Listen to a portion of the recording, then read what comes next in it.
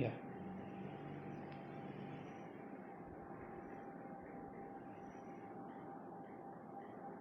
Hello, good morning. Let's discuss today about external cephalic version.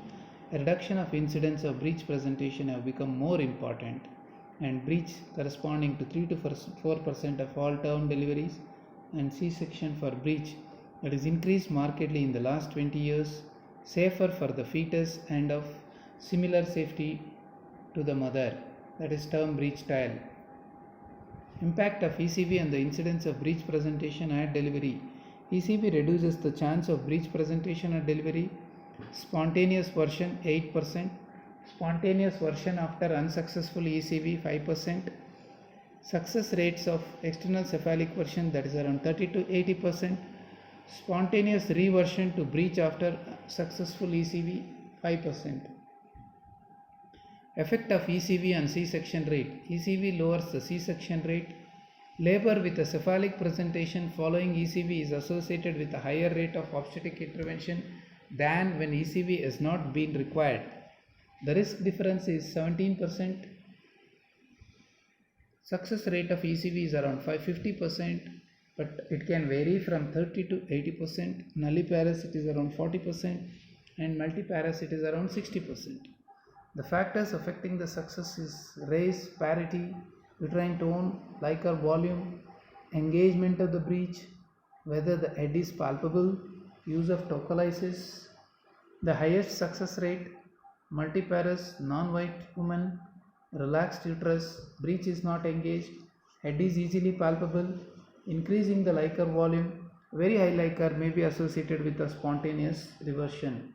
The less important factors are maternal weight, placental position, gestation, fetal size, and the position of legs. Tocolysis, either routinely or if an initial attempt has failed. Beta sympathomimetics increase the success rate. Ritodrine, salbutamol, terbutaline. Slow IV or bolus can be given. Generally, they have not given glyceryl nitrate and nifedipine. Methods to increase the success rate of ECV are second attempt, tocolysis prior, fetal acoustic stimulation, and the regional analgesia.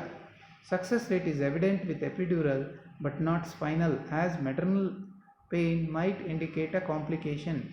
Concerns regarding the safety. ECV timing, nulliparous woman 36 weeks, multiparous 37 weeks. ECV before 36 is not associated with a significant reduction in non-cephalic births or C-sections. There is no upper time limit on the appropriate gestation for ECV. Success has been reported at 42 weeks. Can be performed in early labor provided the membranes are intact. Complications rare, placental abruption, uterine rupture, fetal-maternal hemorrhage, immediate emergency C-section, transient alterations in the fetal parameters. Transient alterations in the fetal parameters like fetal bradycardia, non-reactive CTG, increased in the volume, increase in AFV also can put it, alterations in the umbilical artery and middle cerebral artery waveforms. There is no increase in neonatal morbidity and mortality and labor difficulties. Prerequisites, facilities for monitoring, ultrasound, fetal ultrasound visualization, CTG before and after procedure, facilities for immediate delivery, anti-D should be available for rhesus negative. Not necessary, CLIA testing, preoperative preparations, patient need not be an NPO, anesthetic pre-medications are not generally given, and there should be an IV access. ECV and the pain. It can be a painful procedure sometimes. If there is a pain scores are more than 5%, you have to stop the procedure. Absolute contraindications are where C-section is required, APH more than within last 5 days, abnormal CTG, major uterine anomaly, ruptured membranes, multiple pregnancy, except delivery of the second twin, that is called IPV, internal podalic version. It's something known as bipolar version, where there is a combination of external cephalic and internal podalic version in placenta previa in a place where the facilities are less, maybe in primary health centers as a primary aid, and then shift the patient to avoid or reduce the bleeding. This is only a first aid procedure, not done practice routinely. The relative are small for gestational age fetus with abnormal Doppler parameters, proteinuric preeclampsia, oligohydramnios, major fetal anomalies, scarred uterus, unstable lie. These are all where the failure rates are high. The increasing the uptake of ECV. Local policy should be implemented to actively increase the number of women offered and undergoing ECV. Obstetricians and midwives should be able to discuss the benefits and risks of ECV. Alternatives to ECV: postural management, insufficient evidence, moxibustion should not be recommended, burnt at the tip of the fifth toe. Developing an ECV service. An ECV service should be available to all women with a breech presentation at term. ECV is not difficult and skills should be developed if necessary by visiting other hospitals. ECV can be performed by suitably trained midwives. Experience with ultrasound is essential. All women undergoing ECV should be offered concerning the risks and benefits of the procedure. Consent may also be appropriate.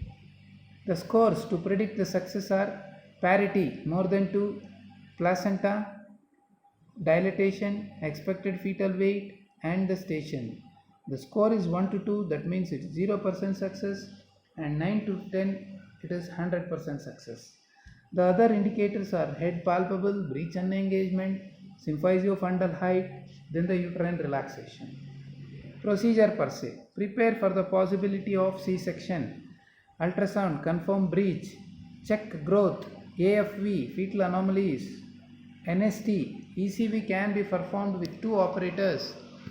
Magnesium sulfate, 4 ampoules given as a tocolytic. ECV is accomplished by judicious manipulation of the fetal head towards the pelvis while the breech is brought upwards, that is to the fundus.